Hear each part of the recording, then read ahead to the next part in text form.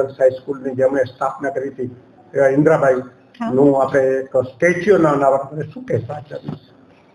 આજે અમારા માટે અનેરો અવસર છે અને મારું પણ સદભાગ્ય છે જે આ મોકો મારા ભાગમાં આવેલો છે. હું પોતે ઇન્દ્રાબાઈ ગર્લ્સ હાઈસ્કૂલના અત્યારે આચાર્ય તરીકે ફરજ બજાવું છું. આજ રોજ જે 1949માં ઇન્દ્રાબાઈની સ્થાપના થઈ હતી તે માતૃશ્રી ઇન્દ્રાબાઈના સ્ટેચ્યુનો આજે અનાવરણનો કાર્યક્રમ રાખેલો હતો. જે એમના પૌત્ર કહી શકીએ રસિકભાઈ ઠાવર, જેમની બહુ જ ઈચ્છા હતી કે માતૃશ્રી ઇન્દ્રાબાઈનું સ્ટેચ્યુ અહીંયા કને આપણે પ્રસ્થાપિત અહીંયા કને બારે એની સ્થાપના કરવી જોઈએ. તો આજના દિવસે તેનું આપણે અનાવરણનો કાર્યક્રમ રાખેલો છે, જેનામાં નગરપાલિકાના પ્રમુખ રશ્મિબેન સોલંકી જે એના હાથે આપણે અનાવરણનો કાર્યક્રમ કરેલો હતો, જેનામાં ડીઓ કચેરીમાંથી તેમજ નગરપાલિકામાંથી તેમજ ભૂતપૂર્વ આચાર્ય, ભૂતપૂર્વ શિક્ષક જે આ શાળામાં પહેલા રહી ચૂકેલા છે તેમજ વિદ્યાર્થીઓ સૌએ સાથે રહી અને આ કાર્યક્રમ આયોજિત. અત્યાર સુધી કેટલા વર્ષ થયા અને કેટલી છોકરીઓ આ ખાસ કરીને કન્યા કેળવણી માટે આ હાઈસ્કૂલે પોતાનું યોગદાન આપ્યું છે? Number of? હા, અત્યાર સુધીમાં 1.5 લાખ જેટલી વિદ્યાર્થીઓ નિઃશુલ્ક કહી શકીએ કે કોઈ જ પ્રકારની ફીસ ભર્યા વગર આ શાળામાં અભ્યાસ કર્યો છે અને જેના થકી ઘણી વિદ્યાર્થીઓ એન્જિનિયર, ડોક્ટર, સારા હોદ્દાઓ પર દેશ વિદેશમાં પોતાની નામના કરી છે અને શાળાનું નામ પણ પ્રસિદ્ધ કર્યું છે. અને બીજું કહીએ તો આ શાળાને ગત સાલ જ 75 વર્ષ પૂરા થયા હતા, જેની પણ અમે ખૂબ ધામધૂમપૂર્વક ઉજવણી કરેલી હતી.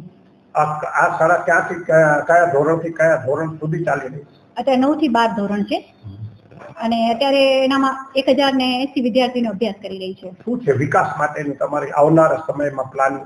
હા, અમે અત્યારે વિદ્યાર્થી ઉપર જે વિદ્યાર્થીમાં સ્કિલ રહેલી છે, ઘણીવાર વિદ્યાર્થી ભણવામાં હોશિયાર હોય, કોઈ ગાયનમાં હોય, કોઈકમાં કલા હોય તો કોઈકમાં રમતગમતમાં હોશિયાર હોય, તો અમે વિદ્યાર્થીઓ પર ભાર દઈએ છીએ. કોઈ એવું નથી એક જ વસ્તુ પર ભાર દેવું, તમારામાં જે સ્કિલ રહેલી છે તમે એના ઉપર ફોકસ કરો. દરેક વિદ્યાર્થી ભણવામાં હોશિયાર નથી હોતી, દરેક વિદ્યાર્થી રમવામાં હોશિયાર નથી, દરેક વિદ્યાર્થી સાંસ્કૃતિકમાં નથી હોતી, તો તેની સ્કિલ ઉપર અમે ભાર દઈ તેને ધ્યાનમાં રાખીને ગત સાલ જ અમે રમતગમતના 4 મેદાન બનાવ્યા છે. એક બાસ્કેટબોલનું મેદાન છે, 2 વોલીબોલના મેદાન છે અને પાછળ બેડમિન્ટનની કોર્ટ બની ગઈ છે. અને આ વર્ષે જ કહી શકીએ તો વેઇટ લિફ્ટિંગમાં અમારી શાળાની વિદ્યાર્થીની નેશનલ કક્ષાએ જશે, જે સરકારી શાળાની વિદ્યાર્થીની છે.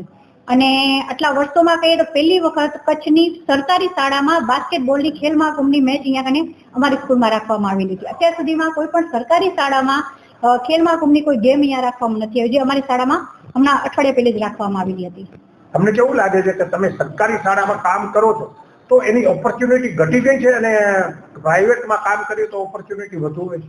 ના, એવું ઓપોર્ચ્યુનિટીનું તો આપણે એમ ન કહી શકીએ, પણ મારા માટે તો મોટું સદભાગ્ય છે જે હું આ શાળામાં ભણી છું અને મને આ શાળાનું કામ કરવાનો મોકો મળ્યો છે. એટલે મારા માટે મોટું સદભાગ્યની વાત છે.